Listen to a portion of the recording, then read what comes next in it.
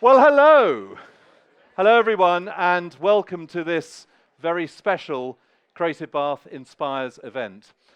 My name is Greg Ingham. I founded Creative Bath some time back, and some years prior to that, I worked for a company called Future Publishing, who some people here used to work for as well.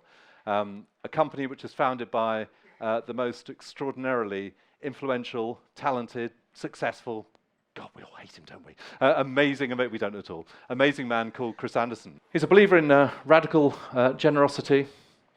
He's a restlessly creative man. I really don't think, in all this introduction, all the comms, all the emails and so on, I don't think we've overhyped this. This is going to be a quite extraordinary Creative Bath event. Please let me welcome to the stage Chris Anderson. Try and talk about your creativity. Is that you've been a creative technologist, business entrepreneur for 35 years, possibly more, nearly 40 years. Sorry, that makes you sound a bit old, doesn't it? So where do you get your creativity from? What inspires you? We've got people here today who are figuring out how they can apply their creative thinking in their business iteration. Where does it come from for you? Creativity is a weird thing. It comes in lots of different forms, and I actually think of it as humanity's superpower in many ways. We are the only species who can do this. This is being able to model the world in our minds, and then repattern it, and think of a different type of world, a different pattern that we like better.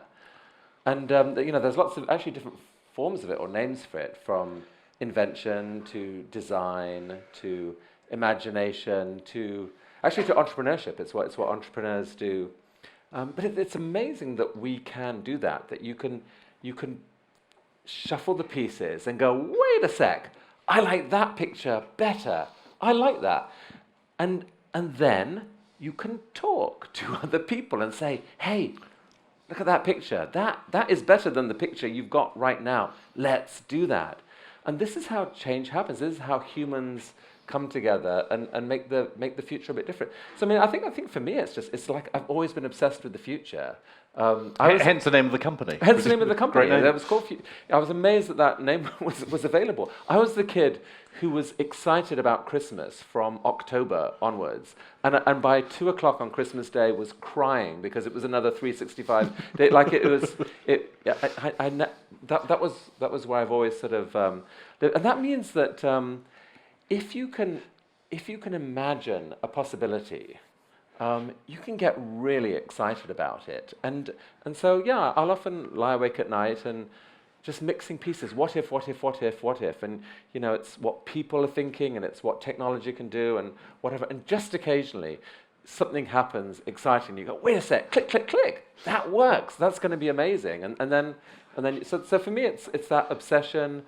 And when occasionally you can picture with certainty almost that there is a path to that, then yes, it's very exciting. Chris, yeah. If you fancy taking a seat, because you've got the more structured part of the conversation coming, I'm going to introduce a man called Tom Rivett-Carnac, who some of you will know, some of you will have read the bio, and some of you, I'm sure, would have been almost jaw-dropped to think, gosh, there is someone with that degree of track record, experience, insights, relationships, and so on, who is going to be interviewing Chris, but I think you're each going to interview each other, actually.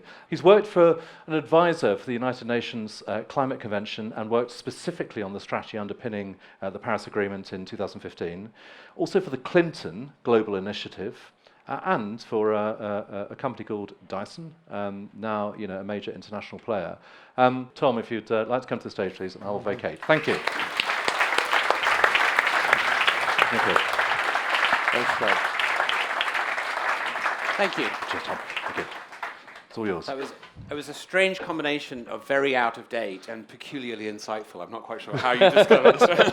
That's what I aspire to. So, what you're about to hear is the first public conversation about an initiative that Tom and I are working on, where we're trying to do something about the climate issue. We announced something last week that this is the first time we've spoken about it publicly. I will say that you're looking at here one of the absolute heroes of the climate movement. The Paris Agreement. We'll be talking about it in a bit, but what happened there was transformative for the world's efforts, and this man with his partner Christiana Figueres were absolutely key to making that happen. And so I feel so lucky, Tom, to be working with you. Why don't we just get a show of hands actually first, like on the climate issue. Worried about it, not worried about it. Those are your choices. Who's basically not worried about this issue? Wow. No, seriously, to be brave. No? Who's worried about this issue? Okay, I mean there might be a few abstainers in there, but it's basically like 98%. But it's worth noting that would not have been the case a very few number of years ago, So even amongst a group like this. So I would suggest. we're recording Yeah. this for our podcast with an S. We both have Right. them. This may appear on both of them. And so, for those not here, literally look like the whole room put up their hand as a cause of worry. How should we think about climate, Tom? Well, it's a very good question. How should we think about it? Because it's deceptively simple and very complicated. And I would argue that we've kind of never really worked out how to think about climate change in a manner that incorporates the scale of it, the relevance of it to our lives, and how we take action. So on one level, of course, climate change is about the fact that we are loading the atmosphere with greenhouse gases, and that's making the planet warmer, and we need to stop. So at its most basic level, Greta's message, unite behind the science, that's very powerful. That kind of cuts through. But it's also the impacts of that and the response to that is kind of complicated. I mean, one thing that I think is an obvious but interesting insight is nobody's trying to heat the climate. It's a kind of outcome of the way we all live. And there's nobody in the world that is deliberately trying to warm the climate, which is a really interesting thought. The fact that we haven't dealt with it is a crisis of our ability to cooperate. And that's the piece we have to improve. We can kind of point fingers at people who should be doing more, et cetera, et cetera. But within that narrative, there's various different streams that kind of land with different people. There's a massive risk narrative. We are, in the next 10 years, potentially, I would argue, going to have a bigger impact on the future of the world than any generation that has lived before. That's kind of a lot, right, for us to get our minds around, particularly when it's difficult to know what to do as a result of that information. But there's also a big opportunity strand. I mean, I believe, and many people increasingly believe, that the world is going to be vastly improved by our collective response to this. And the fact that we have to finally get our act together to cooperate and work together and improve the world will actually lead to a much better world. And the final piece I'd refer to is there's a massive justice strand as well. Climate change is fundamentally unfair. And it's unfair because the people who are most impacted are the people who've done the least to cause it. It's geographically unfair. It's generationally unfair. And I think that, in a way, as we think about it, that's one of the richest veins that taps into the human spirit. Our attraction to justice is fundamental. And to me, that's a useful sort of beginning to frame the conversation around those three strands. In a way, that's one of the big things that's happened in the last year is that Greta and others have really poked that sense of injustice. Absolutely. And in addition to all the people we've seen on the streets, there's been this extraordinary explosion in probably many adult brains that says, boy, she has a point. They have a point. This is deeply unfair. Maybe we need to raise our game. And what's interesting about that is if you look back at history, the times when social justice, civil disobedience movements have been most effective, or the only times they've been effective, have been the times when the people who are vulnerable rise up. Think about the civil rights movement, think about the end of colonialism, other things. It has to be the people who are most affected who take it upon themselves to rise up and do something about it. And that's what we're seeing now with the kids. So, Tom, you've been thinking about this for a long time, and especially this attempt to get global cooperation. Tell us about Paris. What happened there? Why was that a big deal? So the world had tried for a long time to reach a global agreement on climate change, and it was extremely difficult. It was extremely difficult because of this issue of fairness. Developing countries would say to the developed world, you caused this problem, and what's more, you said you'd sort it out. So go away and do something and get some momentum, and then come back and talk to us, and we'll think about a global deal together. And that was right? That was a logically consistent argument. But then developed countries would say, the world has changed. And actually now, many of the emissions come from India, come from China, come from other places. We need to come together. And the world kind of fought that out for years, really, between the two.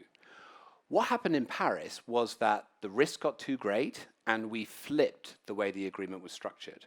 So rather than saying everybody has to come with a predetermined commitment to do something specific, we said we all have to collectively agree to where we get to in the end by 2050, and every 5 years we'll come back to the table with as much as we can do that gets us on that trajectory.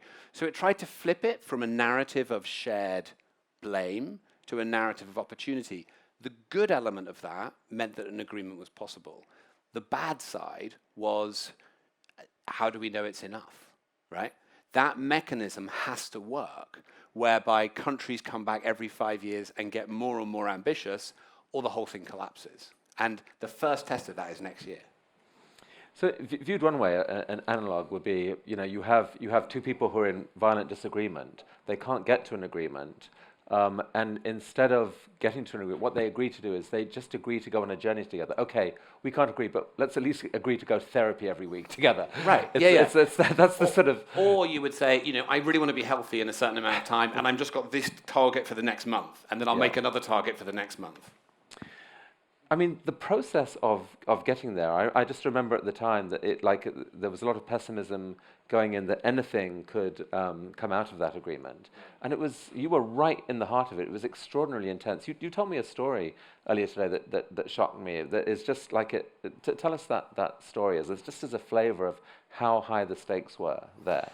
Sure. So this is a story from the negotiations in Paris. And we were there for like a month. It was incredibly intense. And, the people who lived through those negotiations, it's 18, 19 hours a day. It's 2 or 3 hours sleep for weeks on end, trying to reach these negotiations. And this was at the beginning of the second week. So we were maybe 4 or 5 days away from the Paris Agreement. And Christiana Figueres, the executive secretary, and I were working together in her office at about 4 o'clock in the morning. And the head of security came in, and he said, I'm really sorry, but we've found an explosive device. And we found it in the train station. This is 2 weeks after the Bataclan attacks, where so many people were killed in Paris. We found this device. It was in the train station. We've destroyed it. We don't know if there's any more. We're pretty sure there's not, because we've searched around. Obviously, I still think about that moment almost every day. Christiana and I sort of reflected on the consequence for humanity of leaving and of disbanding the conference. Because these things have a kind of momentum and a tide to them. And we were pretty sure that if we left, we'd never get back to that point again. We were confident in the security forces, so we said, leave it open. And we started using the train station ourselves. We gave up the diplomatic car, came through the train station, didn't tell a soul, didn't tell my wife, who's here somewhere. It was a lot of pressure. That's an extraordinary story time. It says a lot about you and Christiana and how absolutely determined you were to make something happen here.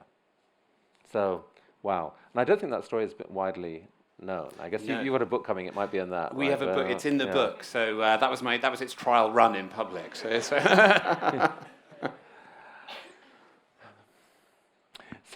what happened since? Like there was this eruption of. Some people were cynical about it, but basically most people who knew the history of what had happened in these negotiations, understood the issue deeply, were thrilled, were celebrating that something big was done here. Talk about what's happened since. So, December 2015 was this moment of international unity. 197 countries coming to a unanimous agreement. It had to be unanimous, right? Not a single dissenter in Paris was remarkable, right? And was hailed as this incredible diplomatic achievement. And, we allowed ourselves to think, this is it, right? World's coming together, dealing with this thing. 6 months later, Brexit. 5 months after that, Trump. And the world began to go in these other different directions. Bolsonaro got elected, and the whole thing began to sort of fray. As the international, multilateralism has kind of come off the boil a bit since then. The idea that countries can come together and collectively do big things is not as trendy as it was in 2015. So on one level, it's been deeply disappointing. Emissions have gone up every year since Paris. We always knew that it was not going to be enough, but to not deliver it at that scale is heartbreaking, really. On another level, and this is one of the really interesting things about climate change, so the exponential curve of impact and risk is going up, but the exponential curve of solutions and mobilization is also going up. And we don't know which of those two curves is going to win. So the signal from Paris was remarkable in terms of the way that it reorganized business models.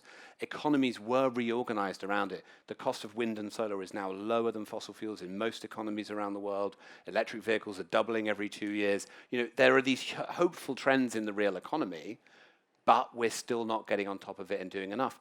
And I think that's why you've seen the emergence of this civil disobedience and this real anger. There is real anger now about the fact that we're not dealing with this in a timely manner, and it's justified. And the sense in 2015 of hope and possibility has ebbed away a little bit. That can be good. It's got more of an edge to it, and I do think the implementation can go further and faster, but we're in a slightly different and more complicated world. Indeed. And despite seeing that happen, you and Christiana formed this partnership called Global Optimism. Absolutely. Let's talk about that word, optimism. Does that mean that you wake up every morning feeling it's going to be okay? That would be nice.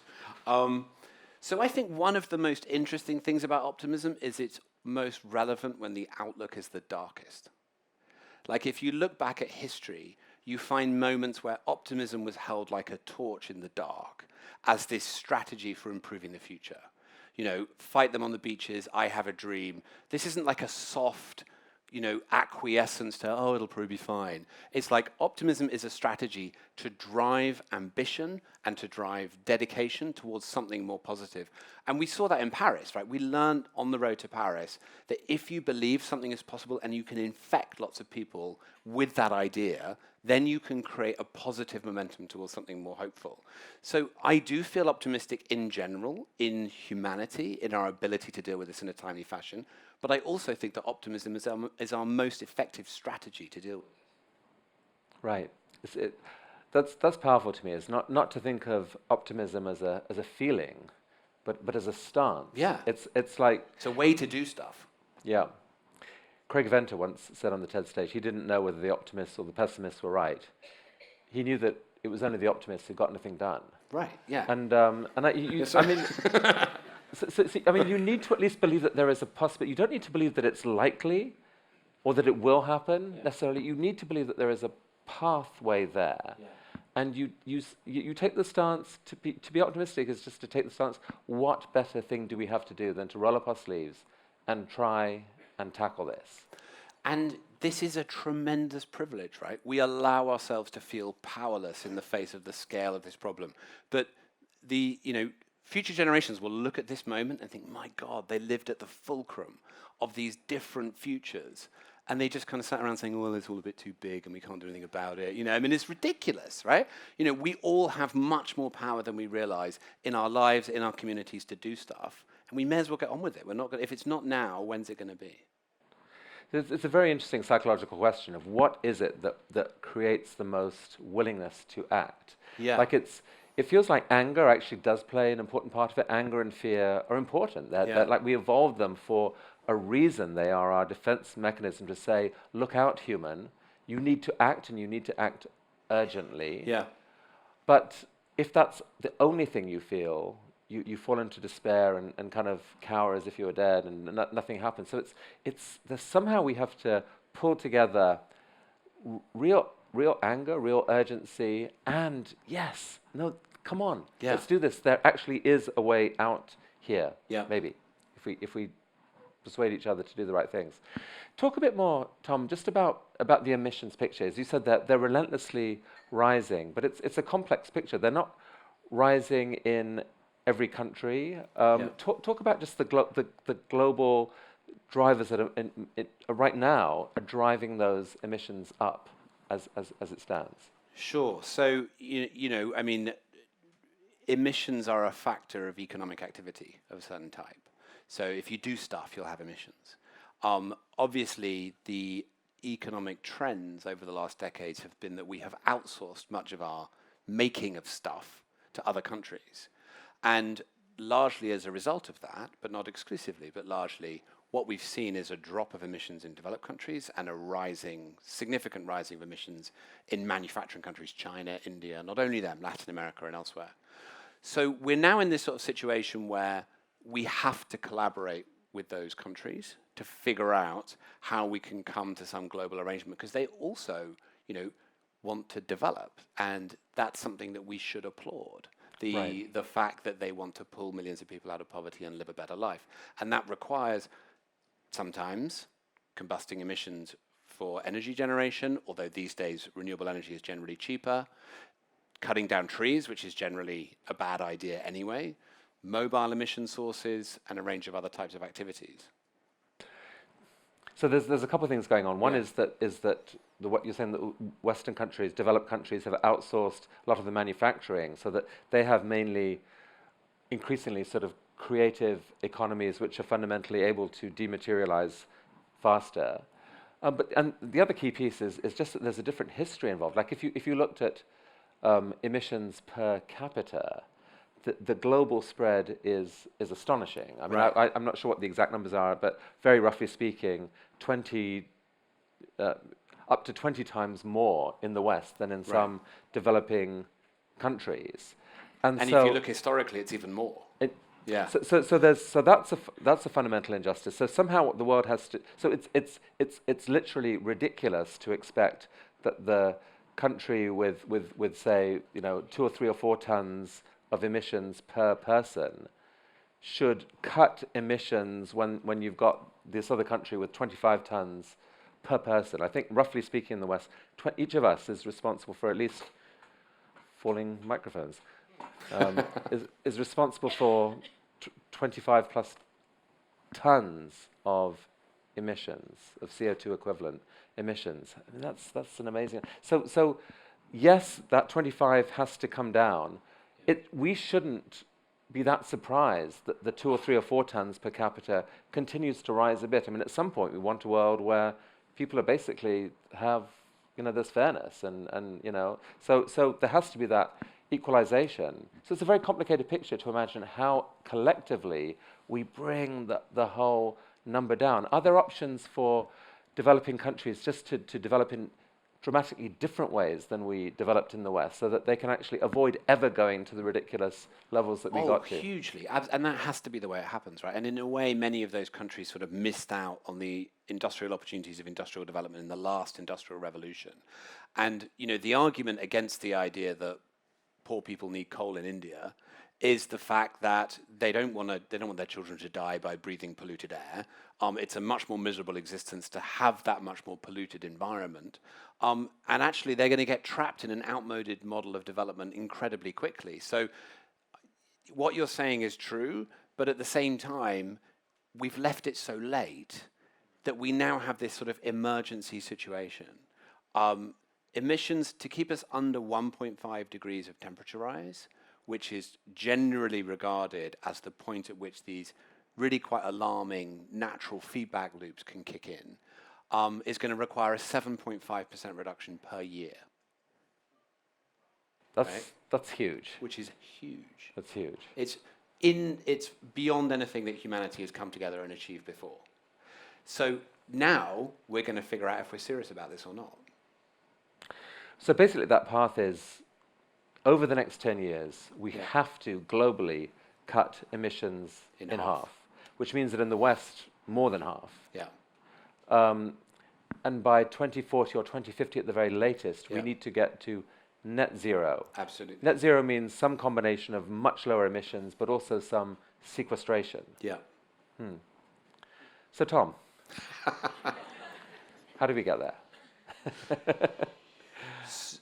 Well, so I mean, there are options, right? I mean, it can seem, you can look at this and think, well, it's all so large, it's all so remote. We are closer than we think to some of these tipping points, the positive tipping points that shift the economy in a positive way. And actually, we can accelerate them in the next 10 years faster than we could possibly imagine. We're closer to the end of the internal combustion engine than we realize. We're closer to a mass tree planting exercise globally beyond the scale of which we've ever seen than we realize, and more people are focusing on that. I mean, the paper that came out is somewhat disputed, but there was a paper that came out last year that pointed out that there is enough land around the world to plant somewhere in the order of 1 trillion trees. That is not covering land use for urban habitation and not land used for growing food and not wildland. And that would return the climate to something like the state it was in the early 70s. And we could do that in the next 10 years with relatively small redirections of public money. Trillion's a big number.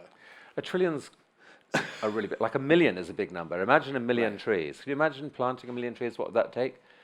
1 trillion is 1 million times a million. Right. So, I mean, it's thrilling that it's possible, but somehow we have to find a whole new mindset of absolutely catalytic and just different scale action where humanity as a whole somehow has to go for this. Well, this is where TED comes in.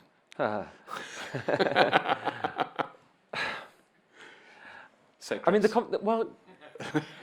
you know, the conversation we've been having at TED, we've been having others, is there a role that we can play? I mean, and I know that all of us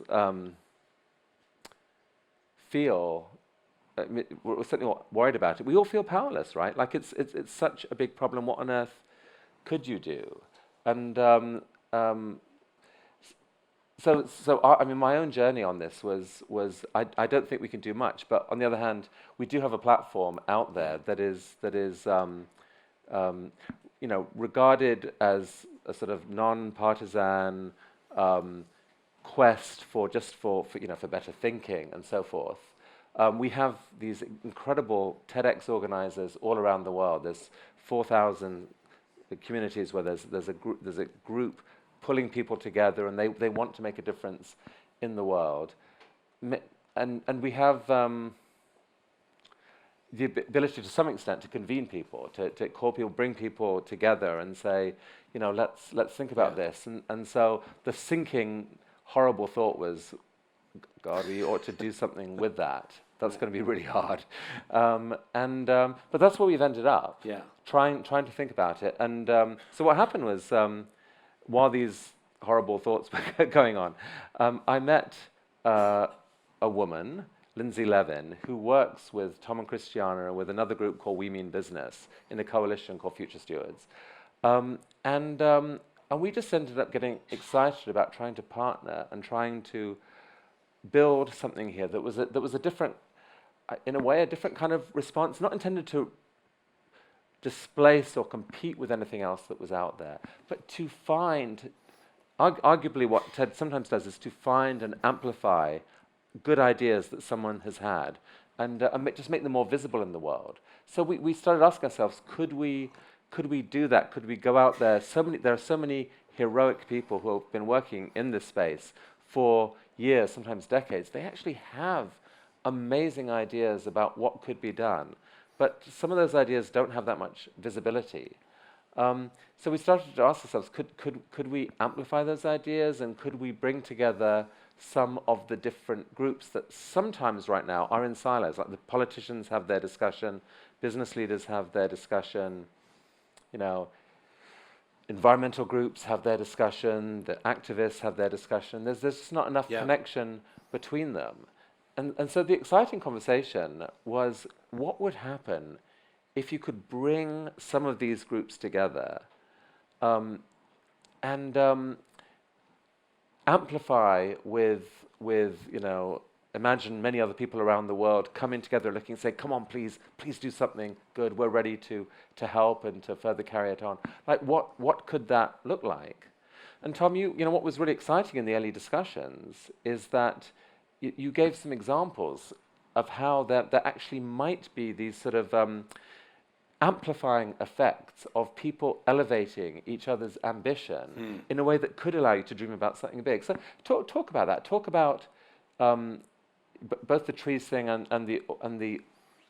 an earlier end to the internal combustion engine, and how the chances for those things happening at scale just might be increased if you could pull these groups together. Sure. So, and should we just quickly introduce what Countdown is so people know, and then we can talk about that as a specific element of it? What do you think? Right, yeah, let's do that. So Yeah? this, All right. yeah. So what this led to was an initiative called Countdown, as in count down the emissions. People disagree on lots of things on climate. They disagree on timing and how. Everyone, every scientist, everyone who's serious about it knows that we have to count down an emissions number that's currently standing on 55 gigatons of CO2 equivalent that we are emitting every year to zero. Yeah. Then that everyone agrees on that. So that's what Countdown is. And it was conceived as, yes, a central event next October, but amplified by hopefully millions of people around the world gathering in cities, companies, and schools, and bringing together these different groups of politicians, business leaders, investors, environmental groups, activists, and so forth. So what would be the use of that? How could that actually lead to anything happening? Well, so I think there's two things I am really excited about this relationship we have with you, and the fact that you've jumped into this complicated space, but you've jumped in with an unbelievable set of assets, and I think it's going to make an incredible difference. The first is that the most interesting things in this space can't be done by any one type of stakeholder on their own, right? So for a long time, you've had like businesses make commitments to green their operations or green their supply chains. You've had cities make commitments to do certain things in their cities, but there's been relatively little like coming together and collaboration. And there's actually a very strange kind of global institutional gap for someone that can play that role as a convener.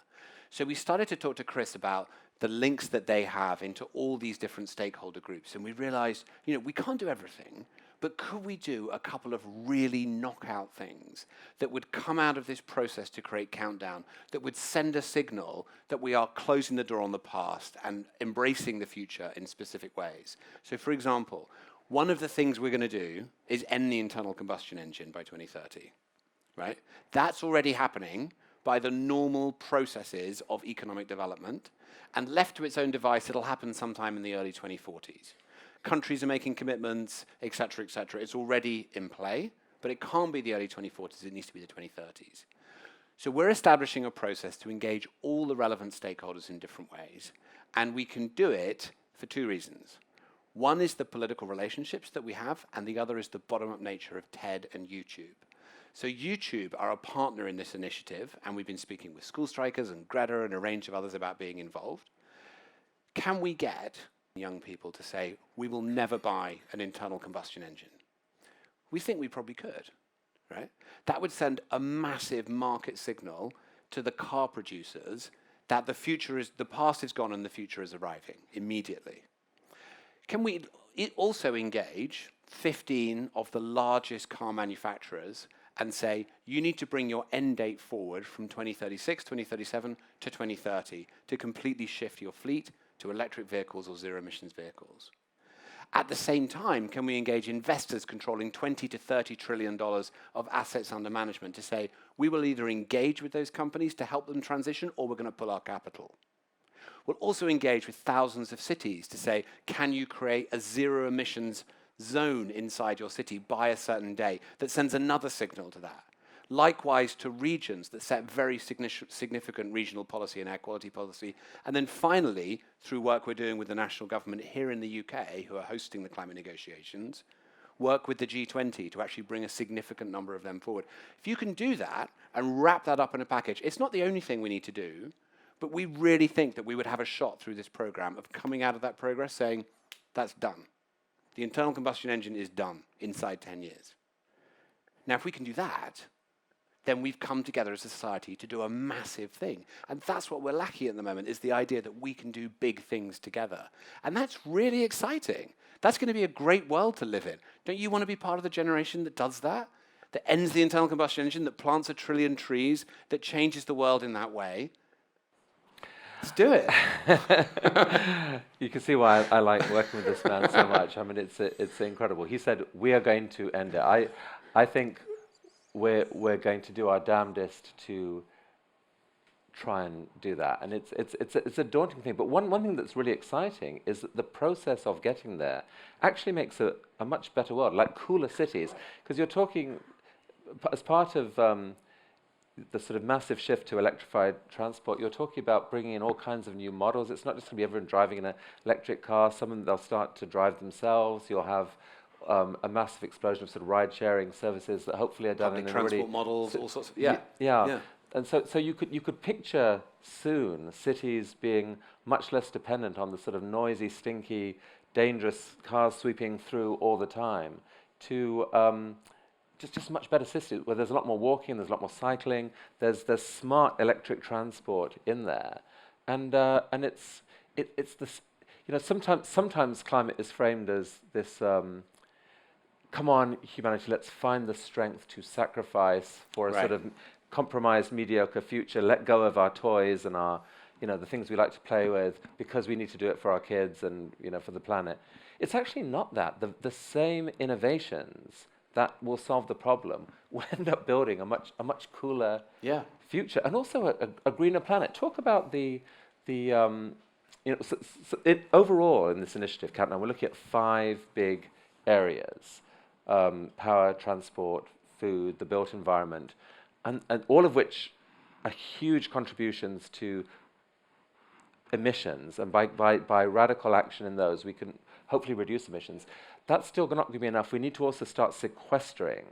And the single best way to do that, or certainly the way that can pull in most support, there are technologies that might do that at some point, but the way that can pull in most support are using nature to do it. So it essentially means a massive increase in the amount of photosynthesis on the planet. Photosynthesis is a miracle.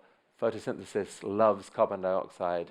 It uses it. It is its food. It sucks it out of the atmosphere and creates oxygen and food, whatever. So the plants of the planet, including of the ocean, could be our heroes here who actually help solve this problem. Talk a bit more about that possibility and how these different stakeholders could combine to make it more possible to imagine an absolutely massive regreening project. So, and this is in many ways the one I get most excited about, right? Because I think that it is the one that immediately touches everybody. The idea of living on a regreened planet, We live, in many ways, lives that are separated from the beauty of living in a very natural place. And we've become used to that. We've become used to ecological deserts. But we are now required, as a result of this process and the situation that we found ourselves in, to engage in this massive tree planting activity, restoration of land activity, that will fundamentally change the look of the Earth by the time, by 2050. So we already see countries understanding this.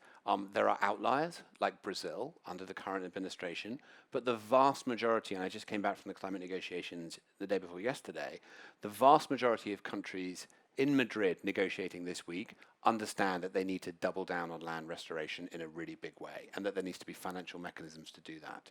But likewise, there are other levers to achieve that, and it doesn't have to be national governments. It can be regional governments, it can be corporate supply chains, it can be cities that would green their environment, it can be individual citizens. One of the great examples of working with you was working with TED and our partners YouTube.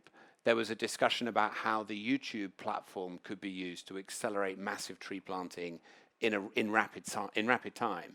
And all these YouTube creators that I had never heard of, and this guy called Mr. Beast, who has 35 million followers, just started this platform to say, I'm going to plant 20 million trees in 2 months. And he did it in like 6 weeks.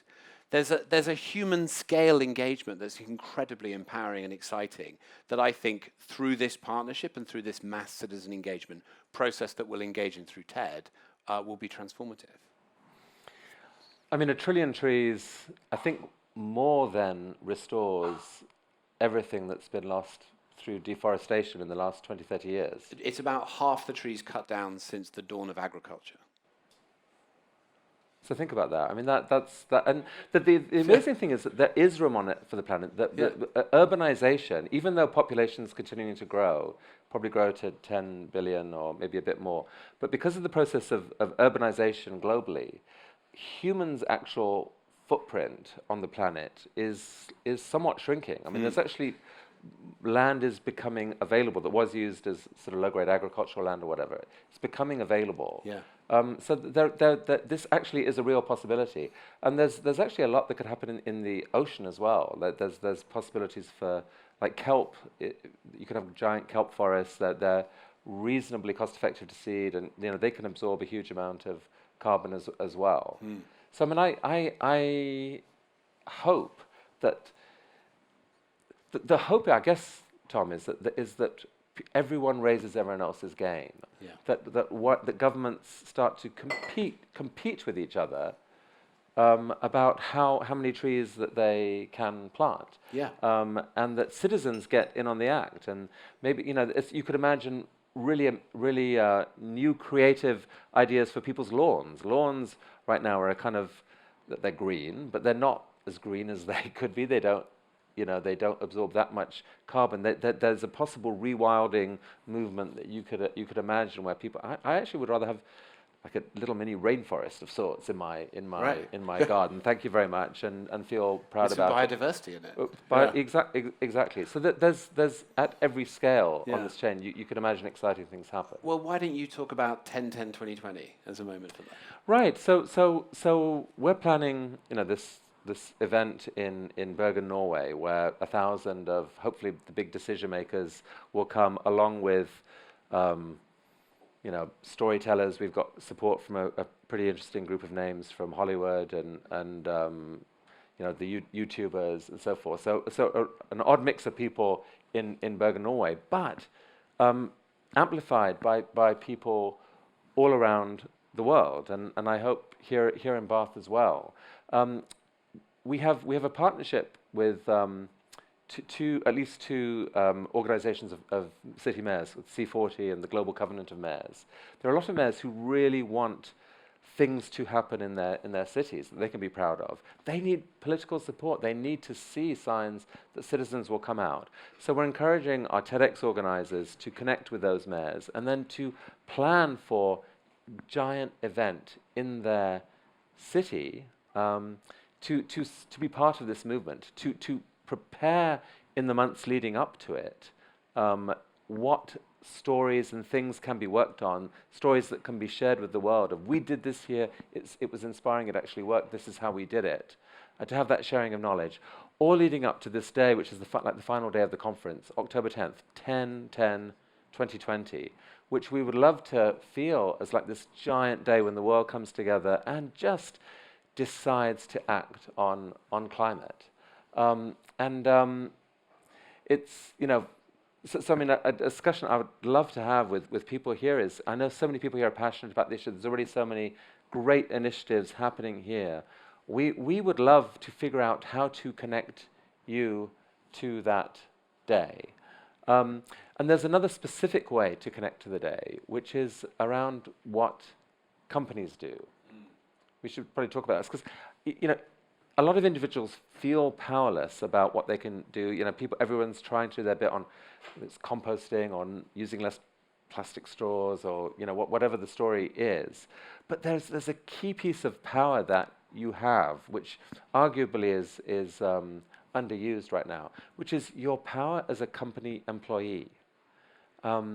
We want to, through this Countdown initiative, connect people to others in their companies who are passionate on this issue, and to start having what we hope are just constructive discussions with leadership. Many CEOs and C-suite are actually trying to figure out a good way forward on this issue. 20 or 30 motivated organized employees in a company could have massive impact on those discussions and on those efforts of saying, no, we've got to do this seriously. Yes, I see that we've taken some decisions on our lights and whatever. What about our built environment and our buildings? What about our supply chains? What are we doing there? Can we join? There's a whole initiative called Science-Based Targets, which is part of the coalition that Tom's part of through an organization called the Carbon Disclosure Project, that has worked out in amazing detail, sector by sector, what is reasonable for companies to do if they want to be heroic, if they want to be part of the 1.5 degree ceiling process, what they can do. So with a little bit of organization, a little bit of empowerment, education around the right way to think about what companies can do, we hope, we can encourage a lot of engagement in a lot of companies. And again, to have big company meetings during this week where companies can celebrate bold decisions, share that knowledge, and persuade others to come on board. So I'm afraid that what TEDx's have done around the world has made us think that could be further extended into company meetings. Yeah, I mean, I think it's one of the most inspiring elements of it, actually, because, something can happen in Bergen, and there's often, climate conferences on a big scale.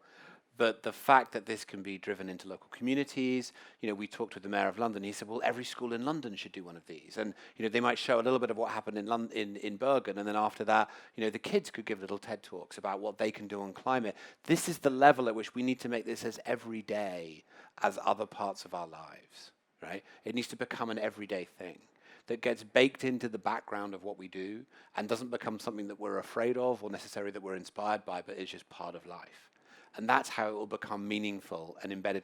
I also think the other interesting thing that TED can do is help people connect emotionally with this issue, right? Because I see people kind of go back and forth between this gnawing feeling of oh my God, we're not going to make it, and that real sense of anxiety, to a sense of denialism, to a sense of excitement, etc.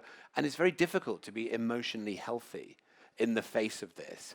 But I think that through TED in Bergen, we can actually bring some more depth and some more sophistication to the emotional response that people bring to that. Is that part of your vision for it as well?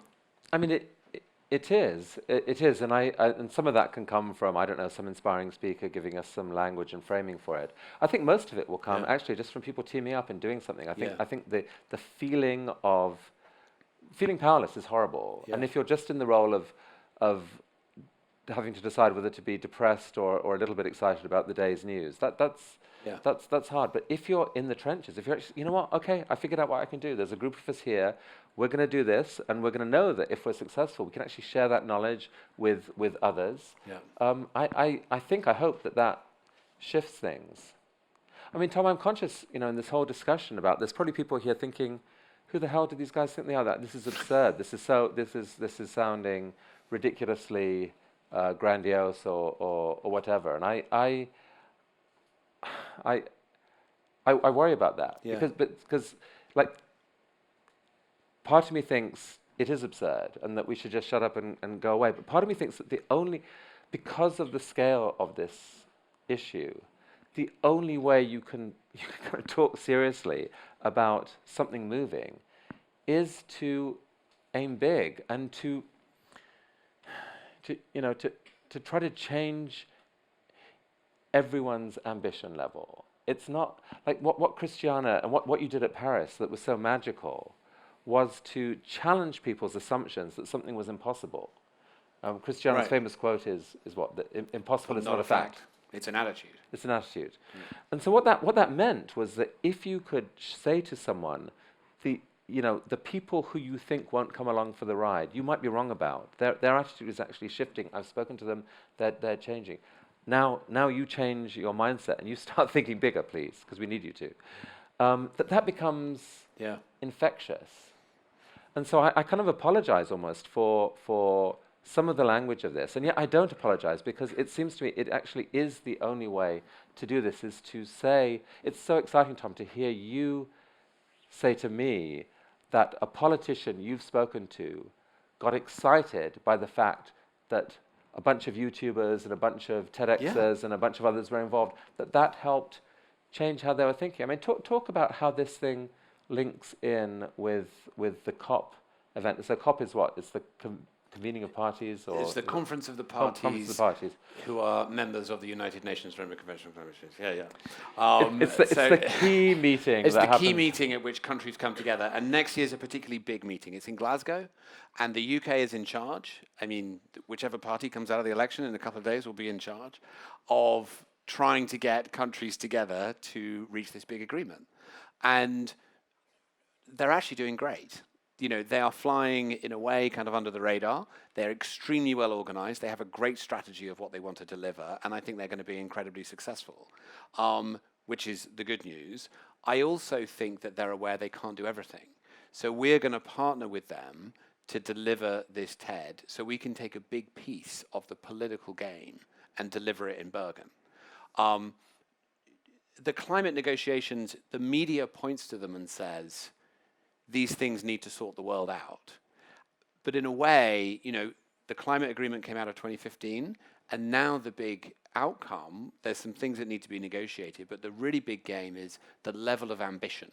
So are countries making the ambitious commitments commensurate with the scale of the problem? And some are and some aren't.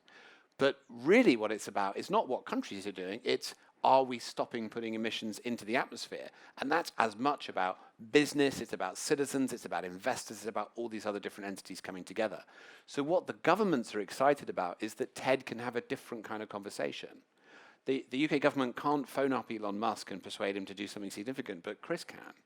And that's a really interesting, you know, change in how the world works, right? The authority doesn't reside with governments. It resides with a whole myriad of different entities who are prepared to dream big and try things that seem unrealistic because they know that the outcome is worth fighting for.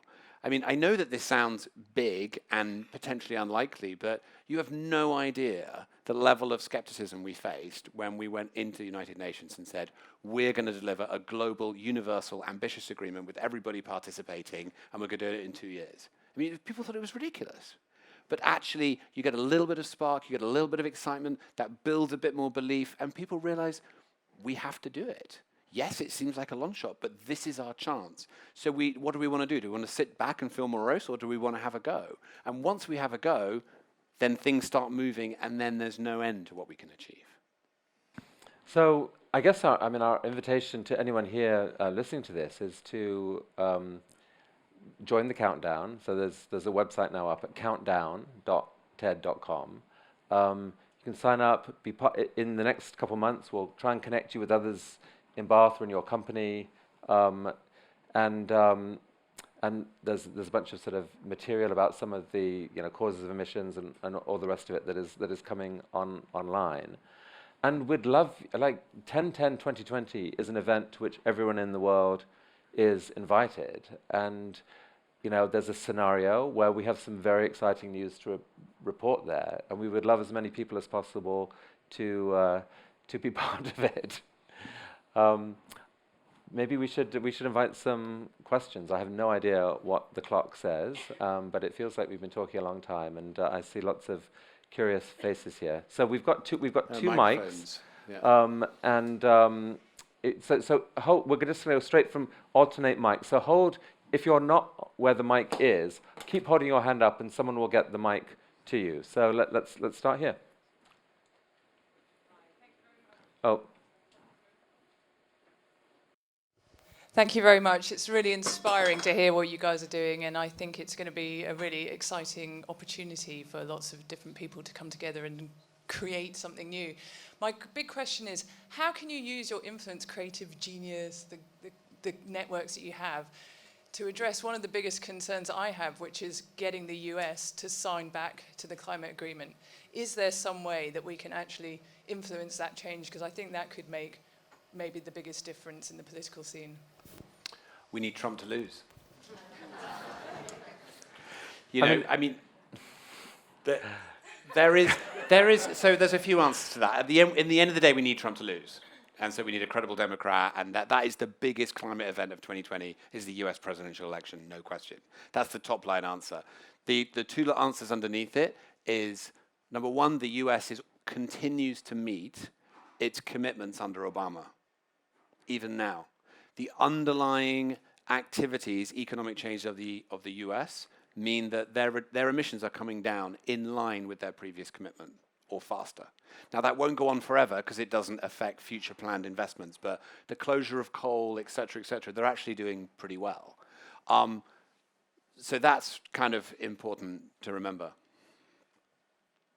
2020 is 3 weeks before the US election, and TED is non-partisan, but there'll be a lot of YouTubers at the event with collectively a vast audience. Hopefully the event itself gets coverage. I mean, this isn't ultimately about politics, it's about science, it's about the future of humanity, and I hope that what will happen is that what is currently a non-discussed issue, relatively speaking, in the US, just that people understand that this is one of the most important things they should be voting on. Mm-hmm. Just one further point on that. I predict that when it comes, climate legislation will be passed by a Republican in the US. There's a lot of activity on the Hill, and there are actually bills which are entirely consistent with a Republican worldview that would do everything we need to on climate. So where's the other mic? Whoever's got the other mic, go. And all right. Thank you very much, both of you. And Chris, don't ever apologise for thinking big, because it's the only way we're going to make anything happen. So my question is picking up on the idea that governments are reducing in their authority and people like Chris can pick up the phone and make things happen. But my concern is about the big tech, and I'm interested in Facebook and Jeff Bezos and people like that, who appear to be friendly, cool guys, and they don't seem like the big, nasty captains of industry who are polluting the world. But I'm sure lots of people in this room are aware that Cambridge Analytica is the sort of tiny, tiny tip of the iceberg. And I just wondered, at the positions that you two are in, how you aim to involve these very, very influential people and all the complexities of the politics and Russia and algorithms that kind of lie behind all of that. So there's a number of things wrapped up in that. I'm going to talk about just about Facebook for a minute, and maybe you want to say something about Jeff Bezos because you've got news there. I mean, look, it's shocking and heartbreaking what's happened to social media in general, and much of the tech industry, I think, has gone off the rails a bit. I think most of it is horrifying unintended consequence. I think some of the companies were naively reckless in what they built. You know, move fast and break things. There was a naive trust that if you gave lots of power to 1 billion humans around the world, you know, to become their own publishing platforms, for example, that humans are good. They would all say nice things to each other. It's kind of horrifying that those algorithms have discovered that the way to get attention is to tap into the darker sides of our nature and to provoke outrage.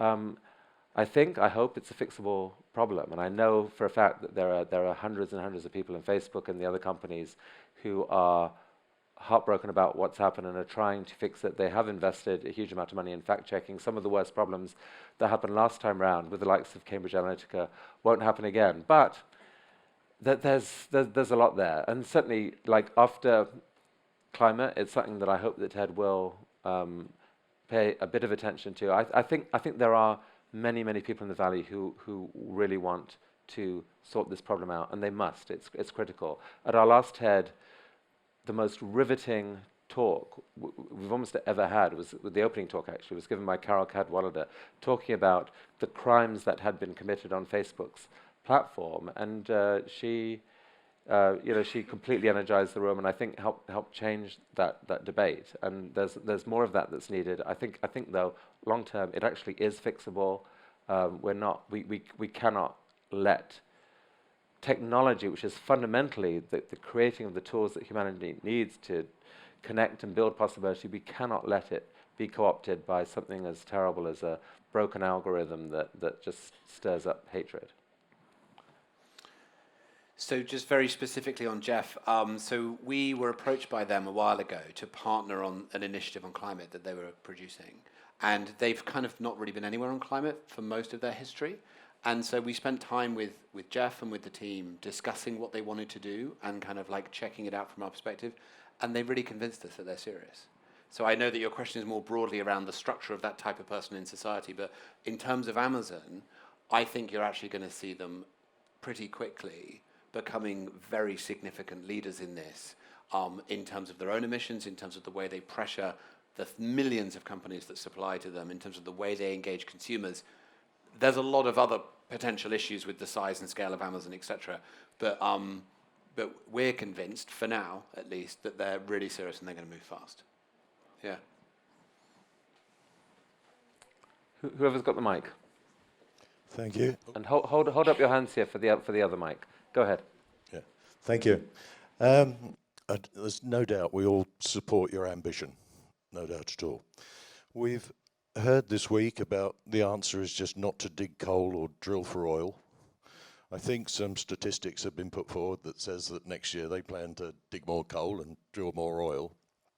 But having said that, if we're successful in reversing that trend, the alternatives that have got to fill the space that those sources of energy currently cover in the developing world, is that also an arena that we ought to be focusing on, promoting and encouraging the corporate world and the scientific world to find those solutions for the developing countries as well?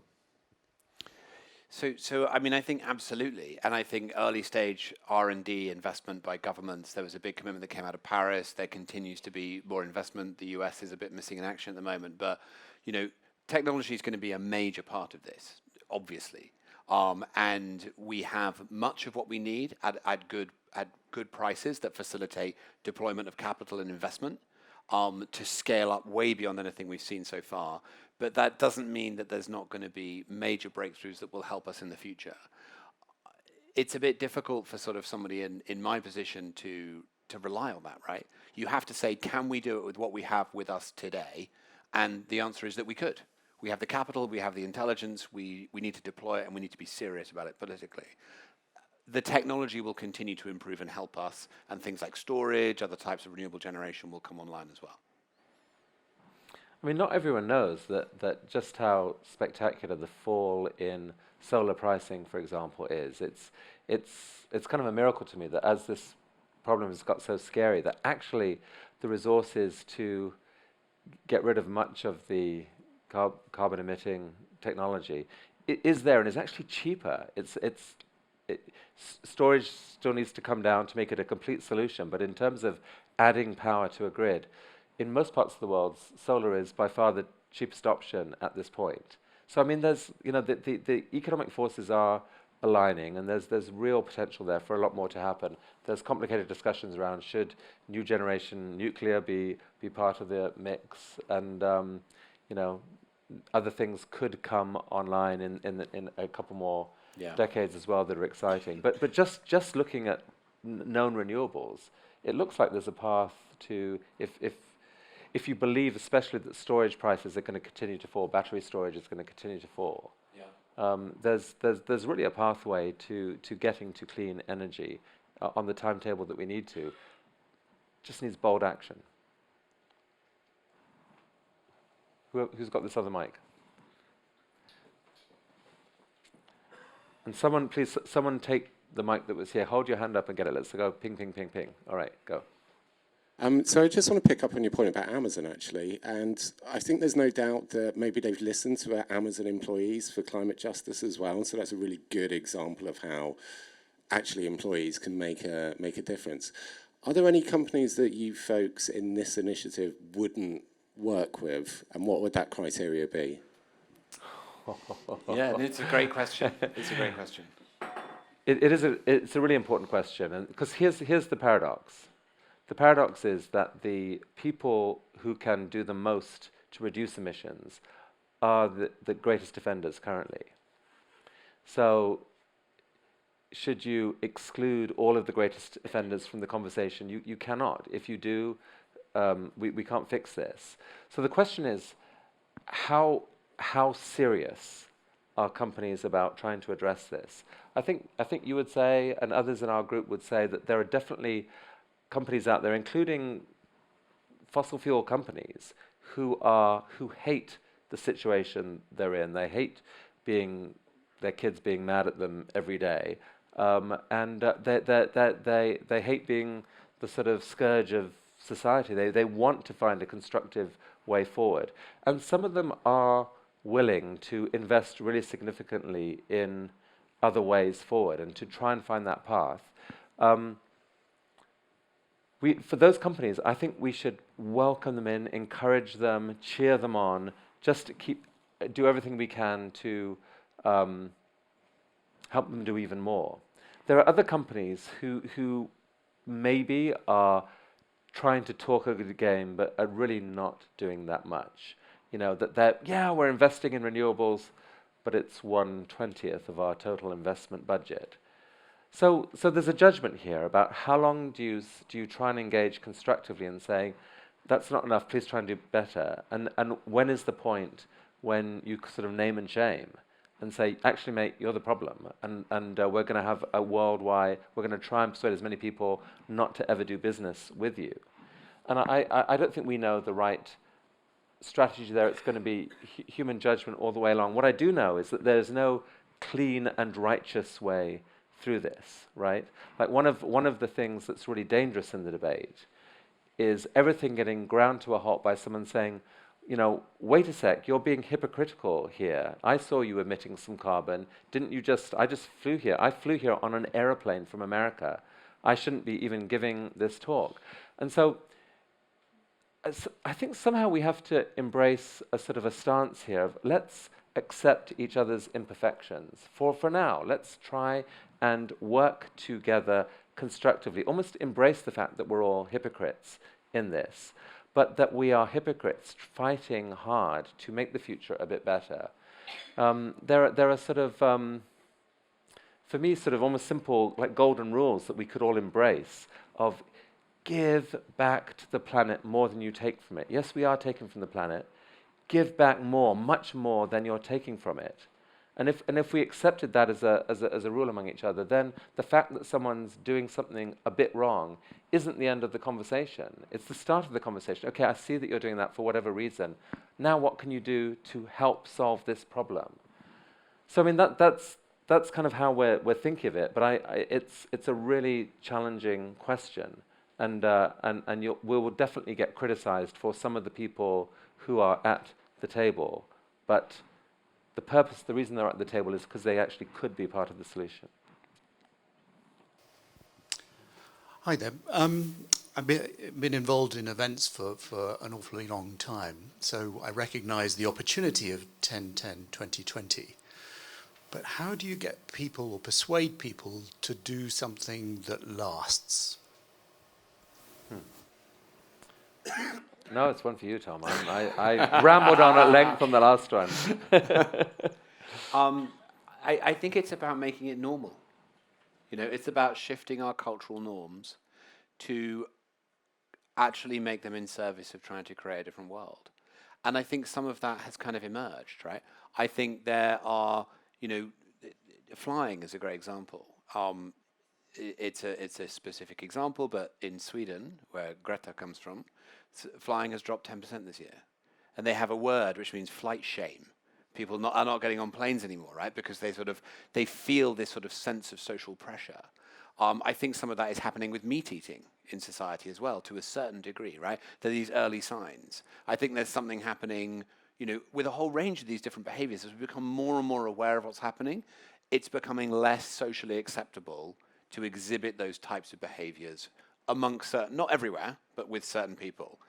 That's a very encouraging sign, right? We're not going to do something on 10-10-2020 that changes social norms across the world, but we can take certain elements of it and shove them forward in a significant way. Because it's also about doing something together, right? You know, if you do something in your school or in your church group or in your community or whatever else, and you all kind of understand the scale of the problem, you all try and do something, that's much more likely to be sticky than you just trying something on your own. And equally, and this is again where I'm really excited about TED, if you engage the whole of yourself. You know, some people feel really a lot of grief about the situation and kind of acknowledging that, really feeling that in their bones, and then leading to a real determination to do something about it is also likely to be more sticky. So I think we're learning more about collective behavior, about emotional intelligence in relationship to it, which is improving. But, you know, like everything else in climate change, it's not going fast enough. The meat eating question is a really interesting example because, like, the challenge for us is what do we do about that? So part of it is you try and explain to people why eating meat is contributes so much to emissions. It's actually not eating meat or eating less meat is one of the most effective things that any individual can do. But how do you do that in a way that isn't grim and miserable and you're wagging your finger at me? And so the question is, how can you not judge people for not becoming vegan overnight, but instead create joy in a journey to what actually might turn out to be a delicious, nutritious future? There are amazing new meat substitutes coming on. There are actually chefs who have astonishing vegan recipes with, how can you bring joy into it and just make it fun to shift to a healthier future that way? How can you make farmers not the villains but heroes in the process? Because they're going to have to be heroes in the process, or it won't happen because they have a lot of political power. And so these are incredibly important questions of trying to find the right story where we can together, love going on this journey to a better, healthier future together. And anyone with any advice on this of how to frame it, we're all ears. We're all ears. So our question is partly related to the last one. Could you talk a little bit more about what you envisage those of us who run companies locally could do in participating in 10-10-20? Engage with a group of employees and just have an honest, open question. Like, no one has to have all the answers today. A statement of leadership that says we are passionate on this issue. We're doing something already. We probably haven't done enough. What more could we do? Help. Let's as a company take this responsibility seriously. It could actually be incredibly powerful for the culture. It could send a really strong signal that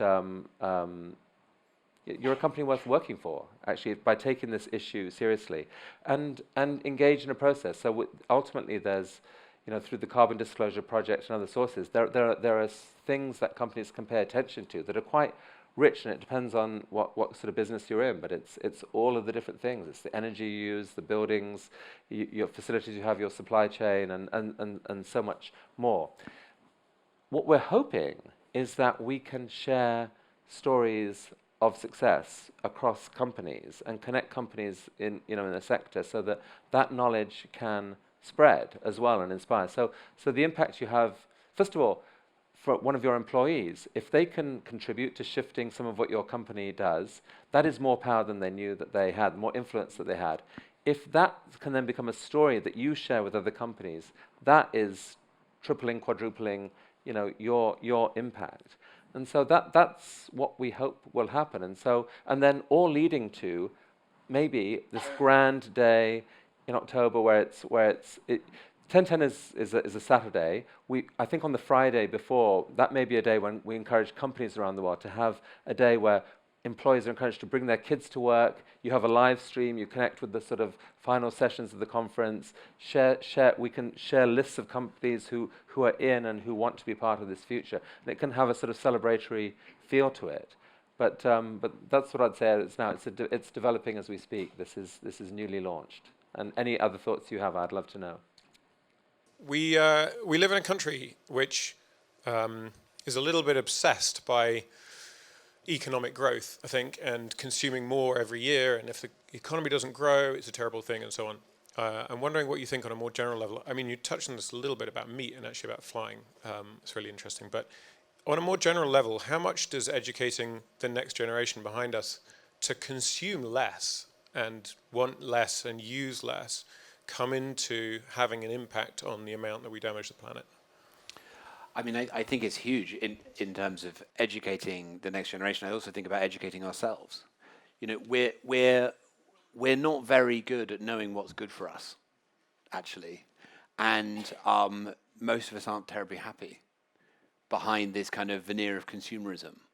And if you look at sort of psychological insights, there tends to be these dopamine hits of like buying things and other types of engagements, but the sort of core level of well-being is often quite low. And I used to be a Buddhist monk, and actually As one is. as one is, yeah. And actually, the renunciation, like giving stuff up, is much better for your well-being and your mental health. And again, it's like you do little things and you get better and better at it. If you renounce small things and you decide that you're going to, you can't really tell people to do this because it can land badly in our kind of growth world. But you see people who are good at that, and they're more healthy mentally often. So we kind of need to be a bit smarter with our relationship with stuff, with our relationship with consumerism. Yes, because it's very bad for the throughput of materials and all the environmental impacts, but also because it's making us fucking miserable. It's a word that it's such a dismal word. I mean, to think of humans as consumers, as if that's what we're here for, that is so dismal. Hugh here at Creative Bath can lead the way here. Humans' destiny is not to be consumers; it's to be creators. That is our defense against all the technology that's coming in. It's what will give us joy and allow us to flourish and achieve what we can achieve. One more question, maybe. One more. Sorry, I have the microphone, so I'll take the moment. Just before I ask the question, a few comments. Thinking about the perpetrators or the extractivism of fossil fuels and other people involved in some form of ecocide, it is problematic to think of them as good players or part of the solution, or to engage in any form of thinking about how people talk to their children or not. I think one of the solutions is that you've talked about earlier about how do we tackle that, is to come back to something like the late Polly Higgins' idea of ecocide. And if we can implement something like that, we don't have to ask these questions about ethics necessarily. Not about ethics. We don't have to talk about the emotional response of climate change. We simply put in place that if these companies are causing ecocide, then there is a system in place that prevents that happening. So that's number one. Number two is a continuation from the question that's just been asked about changing our consumer habits, if you will. So one of my concerns really is that there is a risk in and I absolutely applaud what you're proposing here, and I think it's fantastic, and I think in reimagining a green planet is one of the most extraordinary, beautiful things that we can hold in our minds. But there is a risk that we consume this idea through these current social media platforms. And my question to you is, how are you going to bring in the necessary critical discourse and the criticality that you, if you take this very, very public stage, have a responsibility to bring that criticism and not just have the very, let's say, the slightly cuddly edge of climate crisis and ecological crisis. If we were on the sharp end of that in a very different part of the world having this conversation, it would be a very different conversation. So within this social media platform and the necessity to engage lots of people and have spectacle and have Hollywood actors and all this, where are you going to bring the criticality into that conversation? I'll do the first one, you do the second one. I was going to flip that. Were you? Go wherever you want. So just on the eco-side thing, absolutely.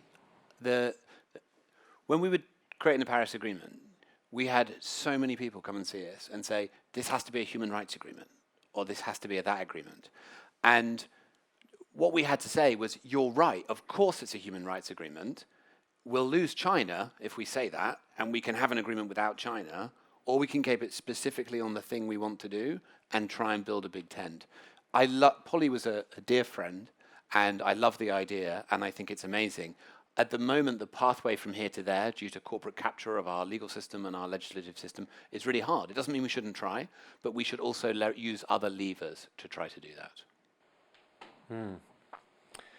And as far as the how do we not just make this romantic? Oh, here's a cool TED talk without any robustness behind it. I mean, the joy of working with Tom's group, it's part of that they're connected to dozens of, I would say, all the leading players in the space, people who've thought about these issues at a policy level for years. We've reached out to everyone and invited them to participate. In fact, this has really been key to it, where the various initiatives and indeed the structure of the five big areas that we're looking at has come from.